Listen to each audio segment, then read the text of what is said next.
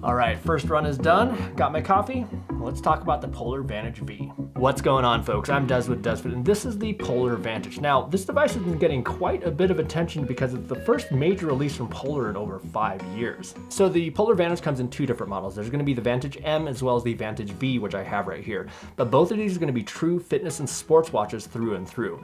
So the Vantage V is going to be a little bit more advanced. It's got a touchscreen as well as an altimeter, but it also does come with more advanced training features like Polar's Recovery Pro, I think is what they call it. But both of them do actually have Polar's training load feature. But the biggest difference between the Vantage V and the Vantage M is that the Vantage V collects running power on the wrist without a foot pod or chest strap or anything like that. So this is going to be an interesting point that I definitely want to test. But both the Vantage V and the Vantage M come in two different sizes. So this is going to be the large medium, but it also does come in a small. And then here's how the Vantage V medium large compares with some other watches that I have laying around. Now, the other impressive thing that Polar is touting is the battery life, with the Vantage V getting up to 40 hours of battery life, and that's with 1 second interval recordings of both GPS as well as heart rate. So that is pretty darn good. And the Vantage M gets 30 hours. So the Vantage takes a pretty big departure from Polar's wearables of yesteryear with a round design, which I have to say looks pretty darn attractive.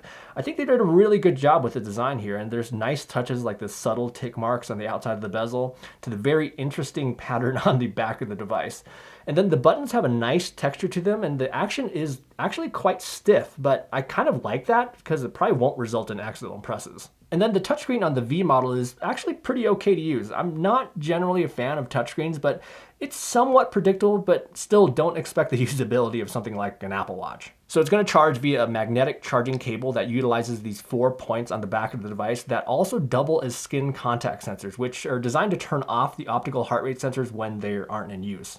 And then in terms of heart rate sensors, well, they really upped the ante with this guy. So they didn't go with 5, 6, 7, or even 8. They went with 9 LEDs on this guy. And I think that's probably one of the areas that people are particularly interested in, as well as the GPS performance. So let's take a look at some data from the run I did just about an hour ago. And by the way, I do post some results on my Twitter as well as Instagram. So follow on those social media platforms if you want to get some periodic updates. So for this first run, I did a very windy 5K with the Polar Vantage V on my left wrist and then the Apple Watch Series 4 on my right wrist, both collecting wrist-based heart rate. And then I was also holding a Suunto 9 as well as a Fenix 5 Plus in my left hand. And then I had a Suunto Bluetooth heart rate strap paired to the Fenix 5 Plus. And then finally, I was holding a Garmin Instinct in my right hand paired with a Wahoo Ticker Fit arm heart rate strap. Now, one could argue that having so many devices so close to each other could affect GPS performance, but let's just take a look at this data. Oh, and one last thing, I was not carrying my phone, so the Apple Watch Series 4 was using standalone GPS. So we're going to take a look at this data in DC Rainmaker's analyzer tool. So let's first take a look at distance, and all of them are really quite close to each other, but the Apple Watch Series 4 actually had a touch more than the others. And this is kind of odd because Apple Watch's native workout app tends to round corners a bit, which in theory should produce a shorter distance. And by the way, I have an interesting little video that's coming out on that. Now, in terms of GPS acquisition, it actually acquired really quickly. And what's interesting, though, is that if we look at where I started, it missed maybe the first 20 or 30 feet. But for the most part, the GPS tracks were actually really quite good overall. Right here, I actually did a quick jog to the right and then back to avoid a car, with all the watches having varying degrees of success. But again, you will see that the Apple Watch Series 4 didn't even record that, or at least it just smoothed it out later. But the purple track you're going to see is the Suunto 9, which is particularly interesting considering the Vantage and the Suunto 9 both use a Sony GPS chipset.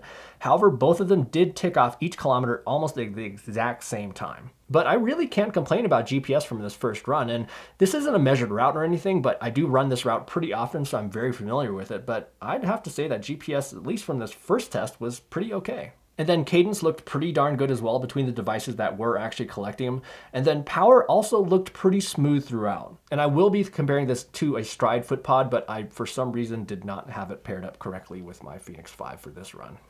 And then real-time pace seemed pretty good, but it was maybe about 3 seconds behind both accelerating as well as slowing down. But now let's take a look at a heart rate. Well, it was a little bit off for that first portion. And again, this was my first runs with the Vantage, so just take this with a grain of salt. But about 6.5 minutes in, it finally did catch back up. But for the rest of the run, it was actually fairly close, but did dip slightly on a few occasions. And then finally at the end, it recorded anywhere from about 10 to 20 beats per minute, a little bit lower. But I still wouldn't necessarily call that bad by any means, just because there weren't any drastic spikes or any sudden drops. So first impressions, well, I would say not bad. To be honest with you, I was actually expecting the GPS performance to be not necessarily as good just because of the same chipset that's in the Suunto 9.